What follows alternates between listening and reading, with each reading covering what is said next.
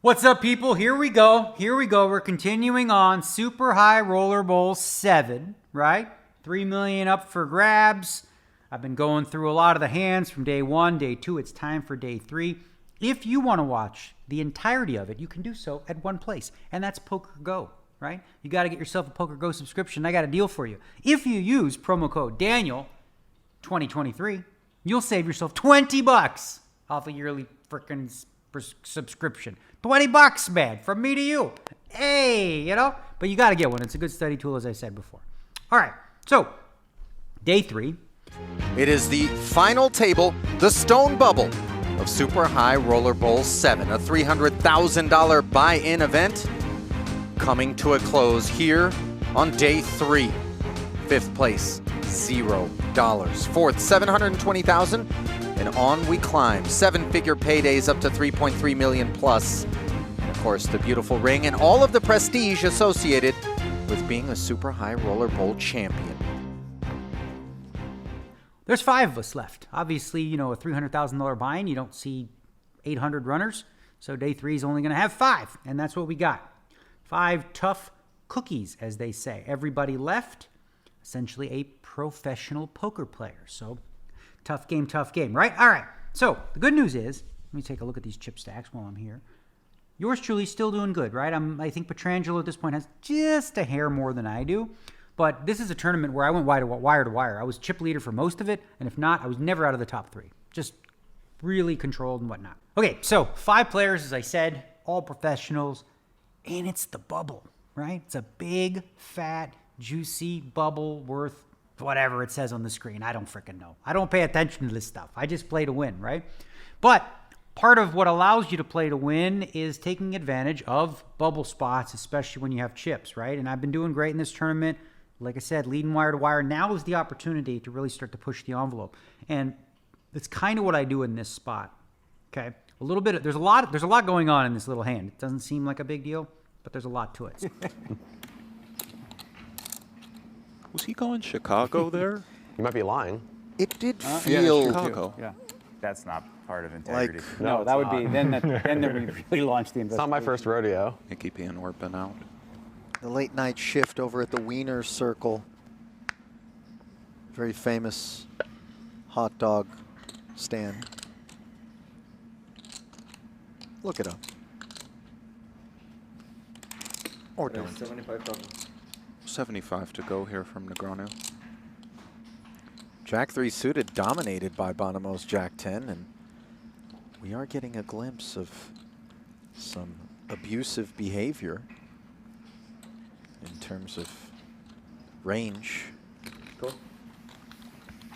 Bonomo gonna hang in there off of this short stack. So blinds are 10 and 20,000. 20,000 big blind ante. Yours truly in the small blind with Bonomo, who's kind of battling with Orpin in terms of stacks. As you can see, they're very, very close. So they're both under a lot of pressure, right? They're both rooting for somebody to go broke, one or the other, so that they can squeak in the money at the very least. So when you're in a situation like this, you can apply what we call ICM pressure, right? It's just a fancy term for just saying, putting pressure on people when, there's actual money on the line. So what I'll do in this spot, as I should with a big chip lead, is from the small blind, I'm not so worried anymore about getting jammed on. I'm not so worried about, balance as much. I'm going to push the envelope and take advantage of the fact that the big blind, Justin Bonomo in this case, should play more conservatively. So he should fold more, right? He knows this. We all know this. So that allows me to raise more often. And the size that I choose is quite big, almost 4x, right? From the small blind, generally speaking, you want your raise sizes to be bigger because you're out of position throughout the hand. So you're going to come in, depending on how deep you are, 4x is normal. Sometimes it'll be a little bit less if you get shorter. This was pretty hefty to make it 75 here with the Jack 3 of spades. And that hand is not very good, but it doesn't matter, right? It's fine. It's whatever, right? I'm going to do it with a lot worse hands than this as well, right? The idea is for me to put out 75,000 and pick up what's there, which is a significant amount. There's 50, right? Again, understanding that he's somewhat handcuffed by the bubble. All right, so he does decide to call the bet. And this is going to be somewhat costly for Daniel. barring the arrival of a 3. Bonomo has him outkicked. 170 in the middle, just south of 4 times the big blind to start. Nice start for Daniel to this one. Let's see how Bonomo proceeds. Sub 30 now. Stone bubble. A lot of hand for this situation naturally. Goes for check. All right. Now the pot has 170,000 in it. And the flop comes Jack of hearts, 9 of clubs, 4 diamonds. So we flop top pair. We don't have a backdoor flush draw. But I elect in these spots to do some betting, some checking. One of the reasons I check here, I decide to check, is because he knows that I'll be raising with all kinds of junk, right? So as a result, when he calls on a Jack-9 board, that's going to smash his calling range in the big blind. Like if he can call in the big blind under the ICM pressure that he's in, a board like Jack-9 is going to hit him. So in general, I'm going to be checking here a lot with my misses. I'm not necessarily just going to bet, King 5 or anything like that. I might just check and fold or, proceed cautiously or maybe look to delay the bluff, right? So sometimes with a Jack or better, I'm going to check as well. Okay. So in this case, I decided to check. He checks back, notice, right? So he's playing pot control.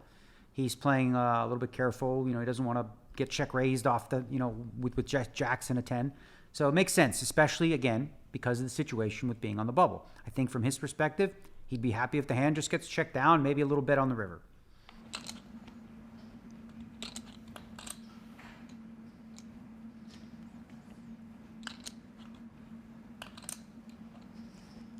King presents a gut shot to Bonomo.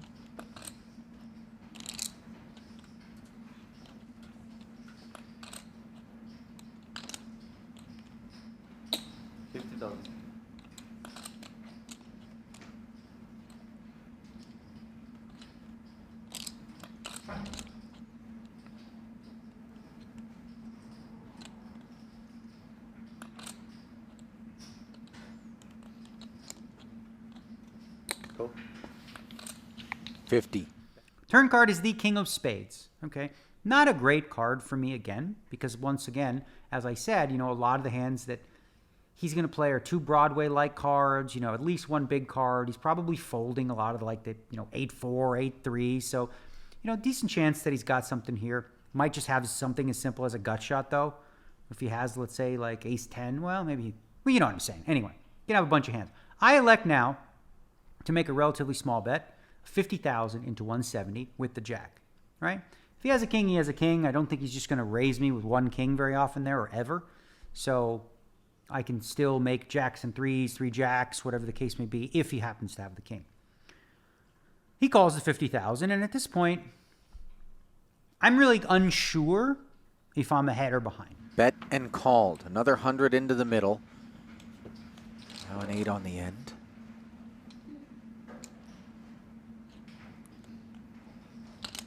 Once Daniel gets called on this turn, the Jack-3, not really the kind of hand he would want to pursue value with on the end, or perhaps he disagrees.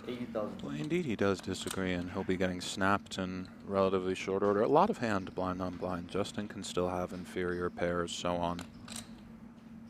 Among the murkiest spots in poker are blind on blind, albeit a stone bubble where Bonomo's range is quite a bit more narrow, perhaps, than usual situations. I suppose he's toying with raise, but... Or jacks. Instead, he does come with the flat and earns himself an added 130,000. And note the kind of,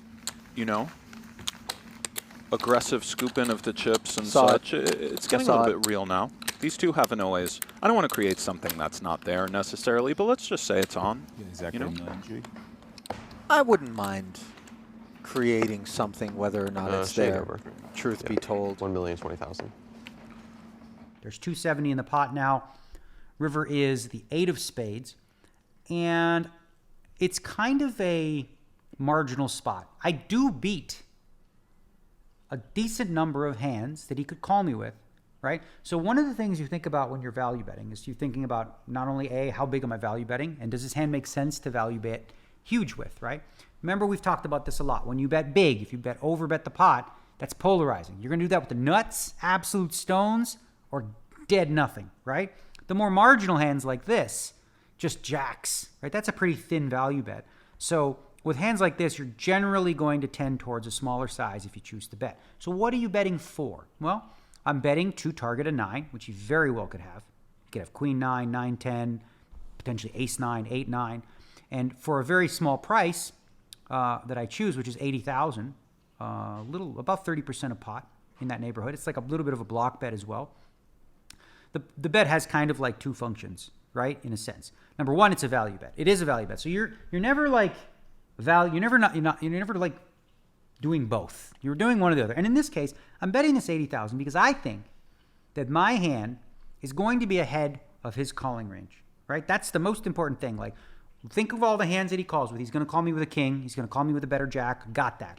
But he's also going to call me with a lot worse hands. Potentially something as little as like the 4, if he has bottom pair, maybe even ace high. You know, it could be a spot where he thinks I'm bullying, getting the right price to call. So he's going to have to call a lot. So I felt like with the jack, there's value in betting. Also, with the blocker sizing, he's very unlikely to raise here, right? He can raise as a bluff sometimes, but again, he's under the ICM pressure. So he's got some, risk involved with something like that. And a lot of the better hands that have me beat, he's just going to call. If he has a king or if he has a better jack, he's not going to raise with those hands. He's just going to call. So if I checked, potentially he bets more, puts me in a more difficult spot. But I felt like the debate was whether I want to check call this spot or bet for value. And the determination and how you get there is try to figure out what his calling range looks like. And if you beat enough of it, right? If he's only calling you, for example, with a jack or a king, this is a terrible bet. Horrendous bet.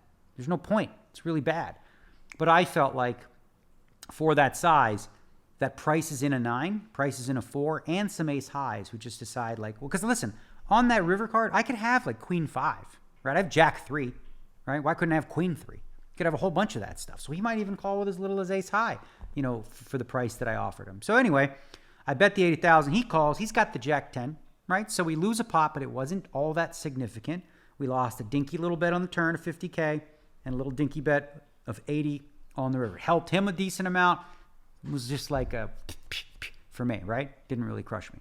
So anyway, a little bit of sort of interesting discussion there about how to apply pressure pre-flop when you are on the bubble in spots like that. And then also, I guess, one of the other lessons is the fact that you're value betting or you're bluffing, okay? But sometimes thin value bets have a dual purpose as a blocker bet where you fade maybe getting raised or facing, real heavy action and puts you in tough spots. So I'm happy with the way that I played the hand. You don't always win every hand you play, right? But you do your best, and nothing about this hand I look back and say, oh, screwed that up. I'm very comfortable with it. And again, I was targeting a very narrow range of 9x, a 4, ace highs. And, he happened to have a jack, which is unlikely because I have one, with a better kicker. C'est la vie.